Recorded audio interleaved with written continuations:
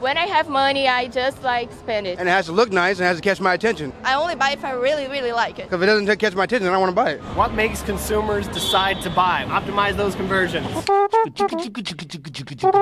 Psychology, the science of how people think. Who am I buying this from, and do I trust these people? Here's the reviews. Like for quality. Do I actually need this thing? Am I just wanting it? Think of all that stuff. Quality is really important. And then price, I think they match. Overall screening process takes place.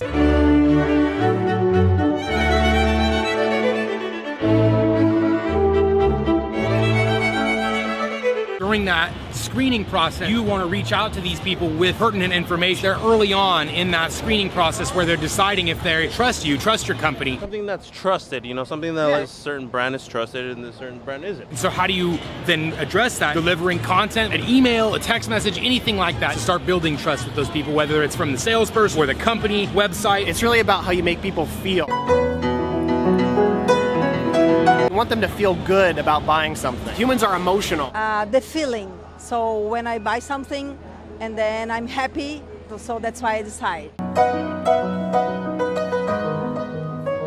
To trigger those emotions, you have to tell a story. Talk about how your company was founded. Talk about the mission behind your company. Really tell that story so people understand what they're buying and the story behind what they're buying so they can feel good about it. Oh, like eco-friendly products?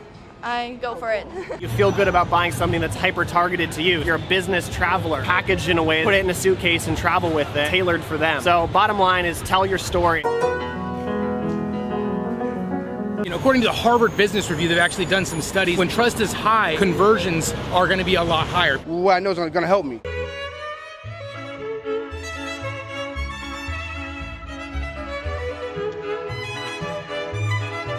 A huge part of the buying decision-making process is building trust. Yes, it's about telling the story, but it's also about communicating. It's about that two-way conversation. If someone tweets your company account, have a real person there to talk to them. If they want to connect with a human. Resources can be a limitation here, so the idea is to do your best. You never know when someone could become a customer. Maybe they're even just kind of curious, just asking a general question. Be available on all those channels. Have someone on phones, emails, social channels. Don't spread yourself too thin to where each of the channels aren't getting the appropriate attention. As available as you can. That's what's going to allow people to recommend your business to other people. When you do take advantage of bot technology, make sure that it is as conversational as possible. You want those to be a replication of a human. There's limitations to that. We're not talking about the type of bots that automatically generate and leave comments on Instagram. We're talking about the type of bots that actually act as an ambassador to your company. So when someone visits your website, you should have like a chat application. A human manning that chat application is ideal. When that's not an option, having a chat bot, people can come in, ask questions,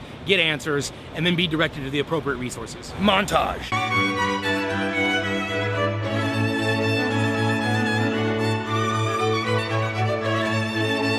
Let's face it, people buy stuff based on trends. What's cool, what's kitschy, what's rad, what's in the feed right now, what their friends are talking about. We're all influenced by people. We're all influenced by brands. Some of us more than others. People are telling us what they want to buy. We just have to listen to it. We can do our research to figure out what people want and what they're influenced by and what are the trends that are driving them. Sometimes people make fun of trends or they say that people just blindly follow brands or people, but it's a reality. We're all influenced by trends. Matter of fact, I'm going shopping right now.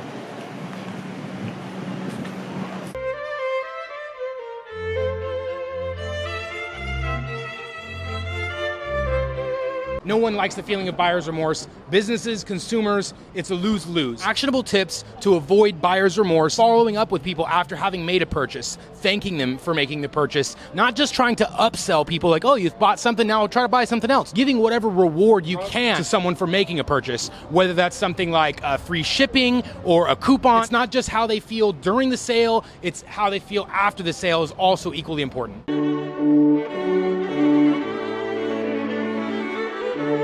Common factors seem to be trust and feeling. Do they trust the brand? How does the brand build the trust with them? And how does that make them feel before and after the decision they've made to purchase? Thanks so much for watching this video, and if you're not already, consider subscribing to our channel. Bye!